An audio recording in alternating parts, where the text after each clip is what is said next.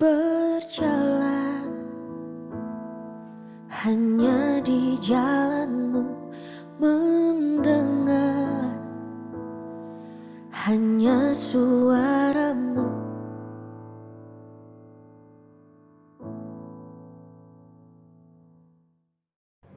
Puji Tuhan, saudaraku yang kasih dalam nama Tuhan Yesus Kristus.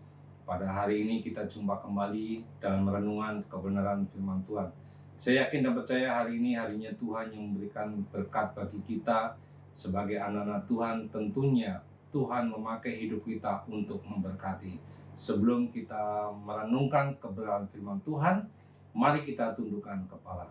Bapa kami yang ada di dalam kerajaan surga, terima kasih Tuhan Yesus buat kebaikan-Mu, kasih setiamu. Kalau hari ini Tuhan, malam ini Tuhan izinkan kembali untuk merenungkan kebenaran firman-Mu. Dimanapun saudara kami berada, Tuhan berkati sebagaimana Engkau memberkati kami pada hari ini. Dalam nama Yesus, haleluya, amin. Puji Tuhan, saudaraku yang kasih, dalam nama Tuhan Yesus Kristus, mari kita buka Alkitab kita yang terdapat di dalam Mika pasal 5 ayat 1 sampai ayat yang ke-6. Demikian bunyi firman Tuhan. Mika pasal 5 ayat 1.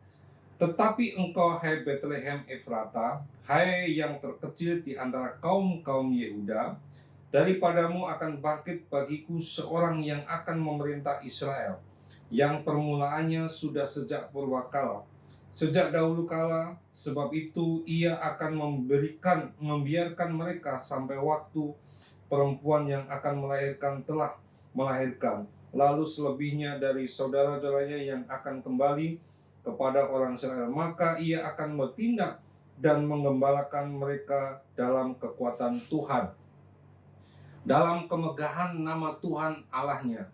Mereka akan tinggal tetap, sebab sekarang ia menjadi besar sampai ke ujung bumi, dan dia menjadi damai sejahtera.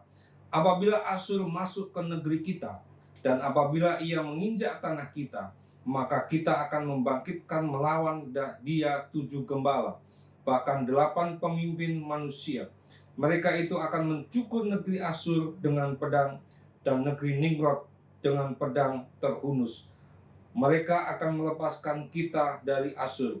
Apabila ia masuk ke negeri kita dan menginjak daerah kita, maka sisa-sisa Yakub akan ada di tengah-tengah banyak bangsa, seperti embun daripada Tuhan, seperti dirus hujan ke atas tumbuh-tumbuhan, yang tidak menanti-nantikan orang dan tidak mengharap-harapkan anak manusia.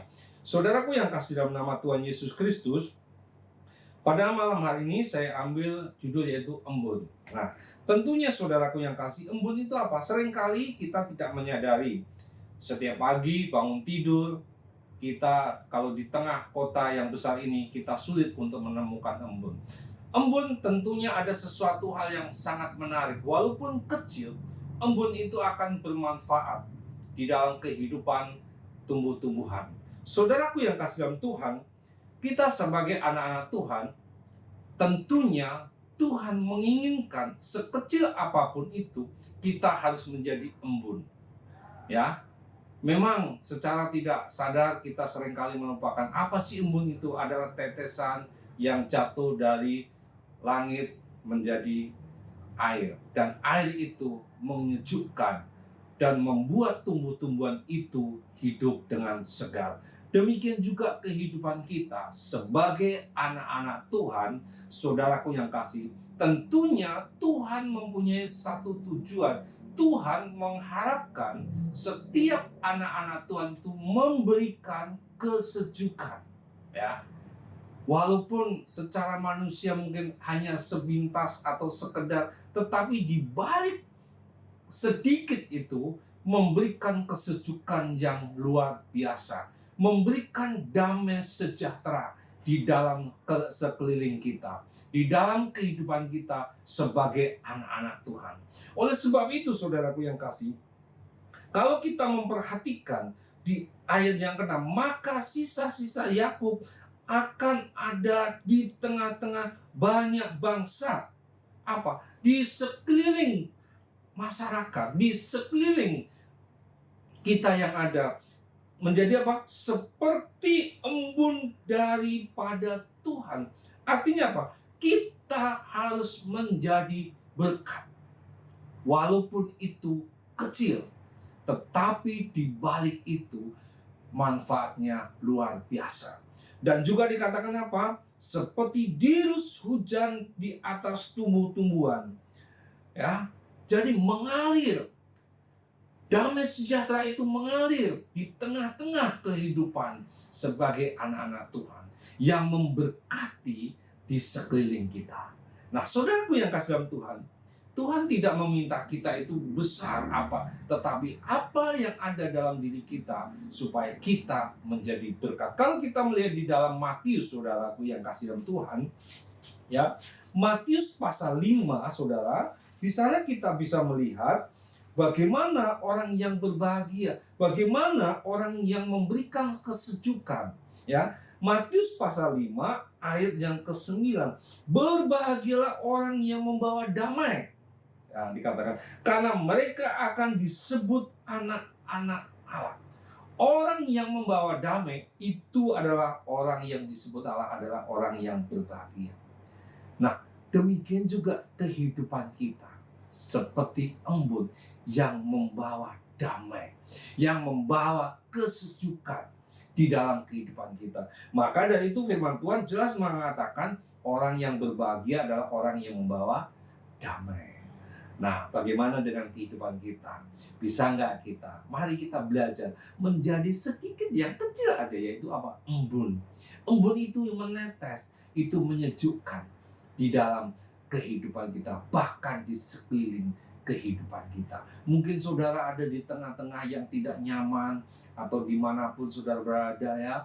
Mari kita belajar menjadi embun. Karena embun itu apa, saudara? Yang memberikan suasana. Suasana itu menjadi sejuk, suasana itu menjadi nyaman, suasana itu yang memberikan semangat, sukacita, damai sejahtera, yang bisa mengucap syukur atas apa yang Tuhan berikan, sehingga orang yang lain merasakan. Orang lain bisa melihat Kristus kalau ada di dalam hidup kita. Orang lain tidak bisa melihat Kristus, tapi orang lain bisa melihat Kristus di dalam hidup kita. Sebab itu, saudaraku yang kasih, mari kita belajar menjadi embun. Saya yakin dan percaya, apapun yang saudara lakukan sekecil itu akan dampaknya luar biasa dan menyejukkan bagi setiap orang. Haleluya, puji Tuhan saudara. Mari kita tundukkan kepala. Terima kasih Tuhan Yesus buat kebaikan-Mu. Biarkanlah hidup kami sebagai anak-anak-Mu Tuhan menjadi embun, membawa berkat bagi setiap yang ada di sekeliling kehidupan kita, sehingga kami disebut sebagai anak-anak Allah yang membawa damai sejahtera di tengah-tengah kehidupan, di dalam masyarakat, di dalam pekerjaan, di dalam lingkungan kita. Nama Tuhan tetap dipuji dan dipermuliakan. Terima kasih Tuhan. Dalam nama Yesus, haleluya, amin. Puji Tuhan, Tuhan Yesus memberkati. Sampai jumpa, haleluya.